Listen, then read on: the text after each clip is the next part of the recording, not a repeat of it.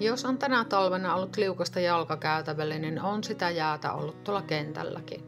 Olemme tähän mennessä tehneet 3 kertaa jääden murskauksen tuolla viheriöillä ja 3 kertaa olemme levittäneet noita jäänsulatusrakeita tuonne viheriöille. Lyöntipaikoilla on jäätä, väylillä on jäätä, mutta niiden poistaminen tällä hetkellä meidän konsteilla ja koneilla on hieman ongelmallista.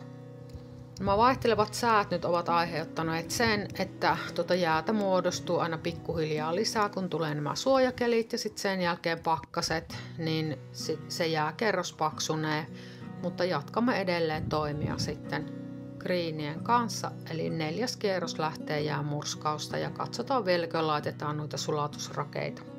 Latuja on saatu pidettyä kunnossa täällä Siilinjärven puolella.